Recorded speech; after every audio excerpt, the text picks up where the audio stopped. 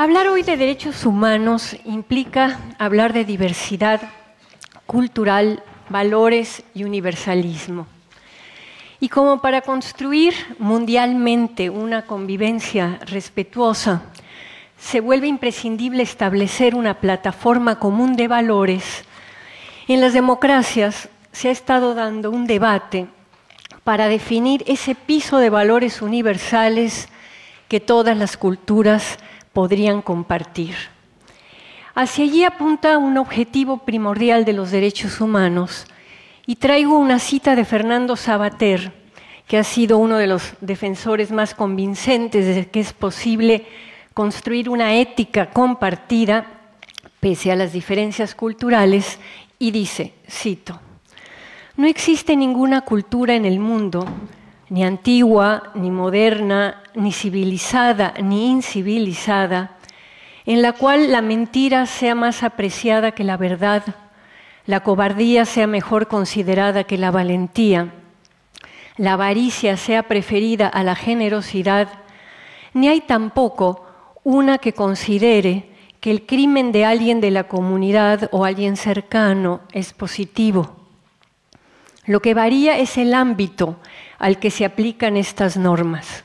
Es decir, hay quien cree que la obligación de decir la verdad, de ser generoso, rige en el marco de su grupo pequeño, mientras que otros piensan que esto debería extenderse a una escala universal.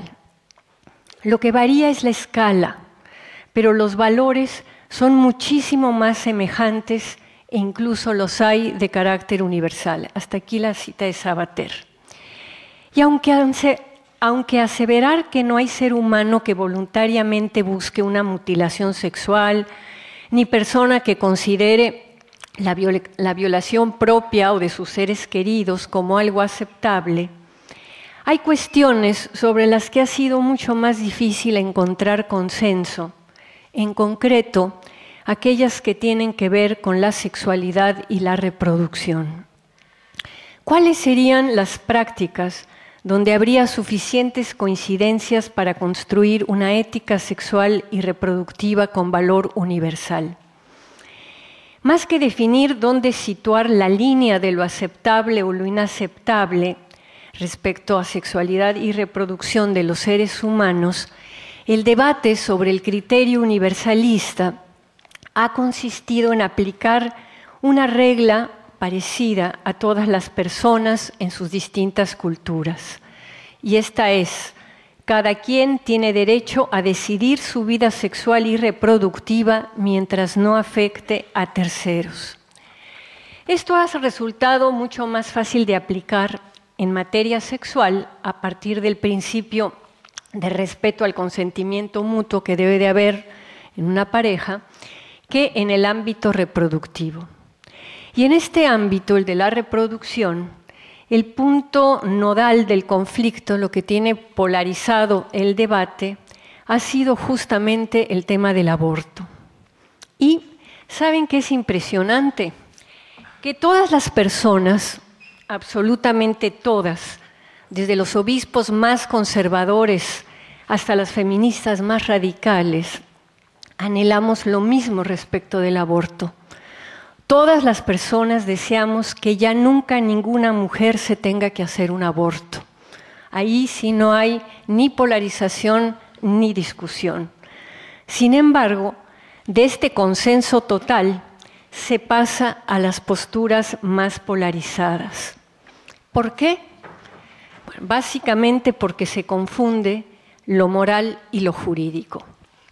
Yo quiero recordarles que en 1985, cuando se debatió la despenalización del aborto en España, país hegemónicamente católico como es México, como es Argentina, como casi todos los de América Latina, el obispo auxiliar de Madrid, Monseñor Alberto Iniesta, hizo una declaración que permitió que gran parte de los diputados que tenían que legislar en ese momento la despenalización o no, cambiaran su postura en contra de la despenalización a favor de la despenalización. El obispo dijo textualmente: "Mi conciencia rechaza el aborto totalmente, pero mi conciencia no rechaza la posibilidad de que la ley deje de considerarlo como un hecho delictivo. Esta declaración de un obispo católico constituye un ejemplo extraordinario de que la diferencia entre lo jurídico y lo moral está calando en la conciencia y en la sensibilidad de muchos parlamentos o cámaras de diputados. Las resistencias religiosas frente a la reivindicación de los derechos sexuales y reproductivos es parte de un proceso que reconoce que las necesidades sociales requieren ser reguladas adecuadamente por el derecho. La experiencia de varios países muestra que si bien es importante el reconocimiento de los derechos sexuales y reproductivos como derechos humanos, este reconocimiento se torna por entero insuficiente cuando no va acompañado de los mecanismos que permitan la protección real de sus contenidos normativos y la apropiación y vivencia de tal clase de derechos por las personas. Todos sabemos que mujeres y hombres somos iguales en tanto seres humanos, pero somos diferentes en tantos sexos. Y esta distinta sexuación produce una respuesta biológica absolutamente diferencial en el caso de la procreación. Aunque la creación de un ser humano requiere insumos masculinos, espermatozoides, y femeninos, óvulos, todo el proceso de concepción, gestación y parto se lleva a cabo exclusivamente en el cuerpo de la mujer. Esta actividad gestante puede ser vivida por las mujeres como algo deseado y gratificante, o también como algo no deseado que produce conflictos y sufrimiento.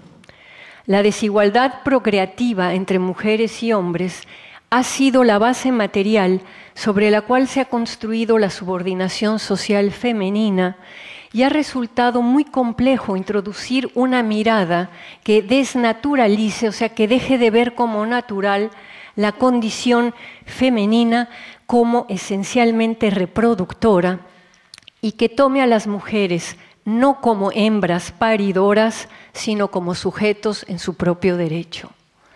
Un jurista italiano, Luigi Ferrajoli, se pregunta cómo actúa el paradigma de la igualdad ante la diferencia de sexo. ¿Acaso la diferencia fundante, la sexual, impone algún tipo de elaboración, un derecho sexuado o derecho de la diferencia? Ferrajoli señala que la valorización de la diferencia sexual se funda esencialmente en el principio normativo de la igualdad, en el sentido de que la igualdad consiste en el igual valor de las diferencias como rasgos constitutivos de las personas y como tal, la igualdad es asegurada por el carácter universal de los derechos fundamentales. Ferrajoli identifica el derecho a la igualdad con el derecho a la identidad diferente. Por eso, ante la diferencia sexual, para Ferrajoli hay un derecho relativo únicamente a las mujeres, que es el derecho, y cito, a la autodeterminación en materia de maternidad y consecuentemente de aborto. Cierro la cita. Para este jurista, se trata de un derecho que es, abro de nuevo comillas, al mismo tiempo fundamental y exclusivo de las mujeres por múltiples y fundadas razones. Cierro la cita. No es extraño que sea un italiano el que desarrolle esta reflexión. En Italia, desde 1978, se despenalizó el aborto con todo y Vaticano presente. Y fue justamente deslindar lo moral de lo jurídico lo que permitió tal decisión legislativa. El argumento que más peso tuvo fue el de que si solo las mujeres con recursos económicos tenían las condiciones sanitarias básicas para realizarse de manera privada o viajando a otro país europeo la interrupción de un embarazo no deseado, se daba entonces una quiebra moral en la sociedad. En América Latina, los términos de la discusión pública para encontrar una normatividad que respete los derechos humanos de las mujeres siguen muy polarizados y la transmisión que los medios de comunicación han hecho de estas posiciones reduce el difícil problema a términos equivocados, estar a favor o estar en contra del aborto. Pero ¿quién puede estar a favor del aborto? Nadie en su sano juicio puede estar a favor así en abstracto. Y por otro lado, ¿qué significa estar en contra? ¿Acaso se pretende impedir que las mujeres violadas aborten? ¿Que las que tienen embriones con patologías graves tengan que llevar a término sus embarazos? ¿O que las embarazadas en peligro de morir sean sacrificadas por la llegada de una nueva vida? No es posible formular la complejidad de las cuestiones asociadas a la interrupción voluntaria del embarazo con un maniqueo posicionamiento de a favor o en contra. Si se cambia de perspectiva, tal vez se podría formular la interrogación sobre el aborto de una manera más productiva. ¿Qué hacer para que ya ninguna mujer enfrente la necesidad de realizarse un aborto? Precisamente para definir una meta que podamos compartir todas las personas interesadas en que se acaben los abortos, hay que empezar por ubicar con claridad el problema.